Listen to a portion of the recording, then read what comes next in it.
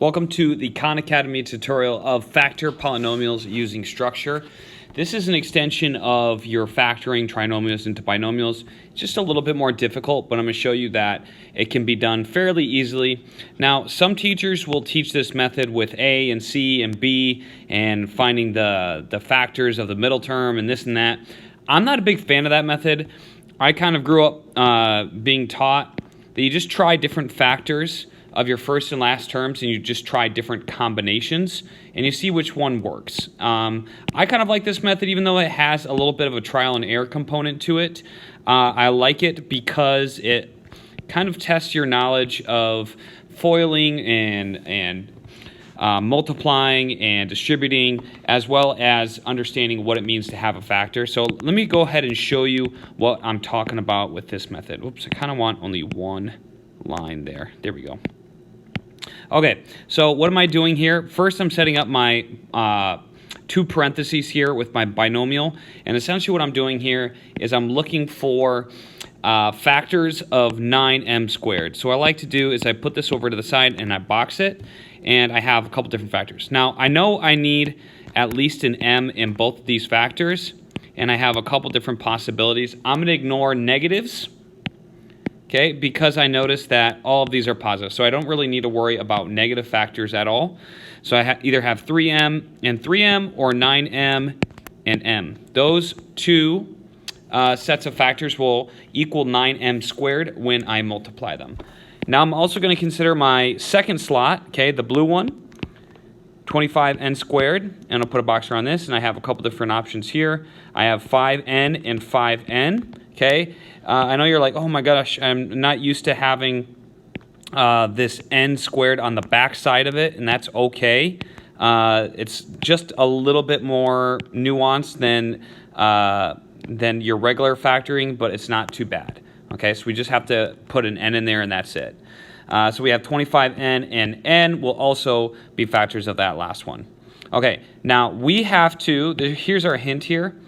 We have to get to 30mn when we add, let me show you, when we add our inside and outside terms. Okay, we have to get to 30, let me use green actually. And, okay, so let me erase this. Just want to make sure. Okay, so, whoops, that's your eraser. When we add our inside, okay, these are our inside terms, and our outside terms, the outside product and the inside product, they need to add up to our middle term.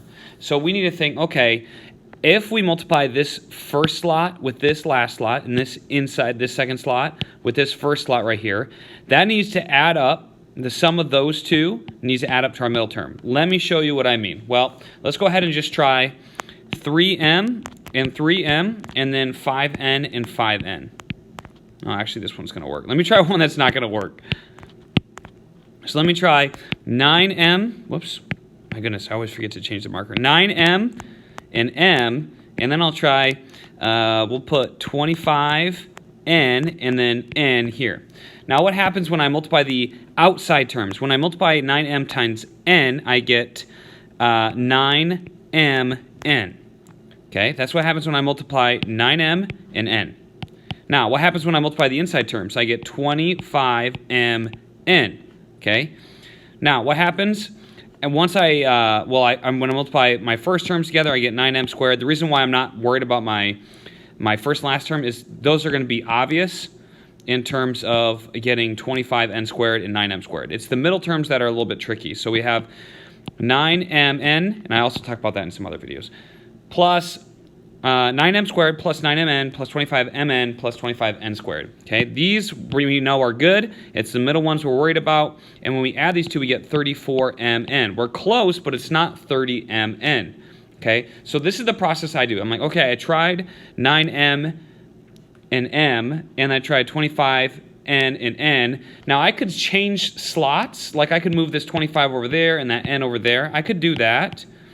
But I noticed that, hey, why don't I try the other factors first? Why don't I try 3m, oh, dang it, pen, 3m, and then 5n, and we'll see what that gives me when I multiply that out. Okay, so our first and last term are going to stay the same because we know those are factors of 9m squared and 25n squared. It's the middle term we're worried about. Oh, and I forgot my plus sign. Sorry, plus and plus. Okay, so let's multiply my outside terms. I get 15mn. Inside terms, I get 15mn. And when I add 15mn plus 15mn, what do I get? I get 30mn. So you see, this is going to be my correct factorization because it helps me get my middle term. And I already knew that my last term and my first term were going to be locks based on choosing the factors that I did. Okay, it's the middle term that's the toughest, but we have our answer 3m plus 5n twice. We could put it squared. So we have 3m plus 5n, and I could actually square it if I wanted to because it's the same thing twice. See? Now, if you want to write the two parentheses twice, that's fine too. Okay, next question. Ooh, here we go. This one is actually difference of squares. And how do I recognize that? Well, this is not a trinomial. Okay, it doesn't have three parts. So it's a binomial. So anytime it's a binomial and we want to factor it, usually we have to look for two things. Is it a perfect square or is it another condition? Okay, is there another number we can factor out from the coefficient or the variable? In this case, we recognize that 16 and x cubed are both squares. That means we can take the square root of 16, we get 4, and we can take the square root of x to the 6, we get x cubed. We also know that 81 is a perfect square. It's 9. Okay, so we have difference of squares here. Difference of squares is simply the square root of the first one minus or plus the square root of the second one times the square root of the first one minus the square root of the second one. Okay, so the only difference here is the sign changes. Okay, so if you see here, we have a plus and a minus. That's the whole point of difference of squares. If we see that there's two squares, the blue and the green, with a subtraction sign in between, it's difference of squares. So let me go ahead and show you what that looks like. Let me get my purple out. Ugh, gross. Wrong pen again. Okay, here's my parentheses. So what I'm going to do is I'm going to put the square root of the first one, which is 4x cubed. The square root of 16x to the 6th is 4x cubed. Okay, that was good. Okay, we know it's a perfect square because both components are perfect squares. And I need to put that in both of the first slots. Okay, first slot. Now I'm looking at my second slot. My second slot is this one, the square root of b, where this is a squared, well, technically, I hope you get what I mean.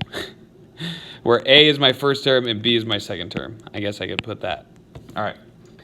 So then I'm going to take the square root of b, which I already know is 9, and 9, one needs to be positive, one needs to be negative, okay? And then that's going to be my final answer. If I FOIL that out, what ends up happening is my middle terms, my outside and my inside terms end up canceling because it's the same thing, just opposites. And I'm left with 16x to the 6 minus 81. So I need to write 4x cubed, 4x cubed plus 9, parentheses, and then 4x cubed minus 9. And that's it. Let's check it. All right, next one. All right, I've got a couple more here. I'm going to try to do this quickly so you guys can get to the work instead of watching me do the work for you. We have our first slot here. We're going to have a square root of the different factors of 25d to the 8th. So let's stick with these two. I'm going to see if these work for now. Okay, those are factors. We could also put 25d to the 4th. We could also put d to the 6th, but I don't think that's going to be the case because we noticed that we have a d to the 4th there. Oh my gosh, what did I just do? Oh, please have this problem still up. Okay, it is. Well, leave my work, but we're good. Okay, so we have different options for this. Technically, we could have d to the 6th times d to the 2nd. That's what, whoops. That's what I was trying to tell you, but because we see d to the 4th here, we know we're going to have d to the 4th times d to the 4th, and I'm just going to put 5 and 5. I think that's going to be the case. And we may have just 8 and 8 for 64, for factors to 64, but we know that we could potentially have 32 and 2. Ah, here's another clue. We have a minus sign, so we know we're going to have to probably pick negative factors, okay? Because negative times negative is positive, but we need the middle term to be negative. Okay, so I'm going to go ahead and put my parentheses down because I've been doing this a while. I kind of see the pattern here. I'm going to put 5d to the fourth, 5d to the fourth, and then I'm going to put 8 and 8, and they both need to be negative. Okay, now what do I notice here? Well, I notice if I do my middle terms and my outside terms, I get negative 40 d to the fourth, negative 40 d to the fourth. Well, the sum of those two terms, my outside and inside, is negative 80 d to the fourth. So that's an indication that I did this, not an indication, verification that I factored this correctly. So 5d to the fourth minus 8, and I could square it because it's the same thing, multiplied by itself twice. 5d to the fourth, go down, minus 8, was it 8? 5d to the fourth minus 8, and then squared. Okay, I think I got it. All right, next question. This is the last one. We have difference of squares here. How do I know? Well, I know that this is a perfect square right there, 36c squared, and I know this is a perfect square, 121. Now, my squares, what are they? Well, I just have to take the square root of the first term. I actually like these ones. I think they're easier. And then here's my second slot. I have to take the square root of that, and that's it. So I take the square root of 36c squared, and that equals 6c. Then I take the square root of 121d squared, and that's 11d. 11d. Now, for difference of squares, I just put 1 is plus, 1 is minus, and I'm done. 6c plus 11d, and then 6c minus 11d. So 6c plus 11, you do that to change it, d, and then 6c minus 11d. Double check. Looks good. Check it. And we're done. Okay. Hopefully you enjoyed that video. Hope you learned something. And I look forward to seeing you next time on Wes Explains Best.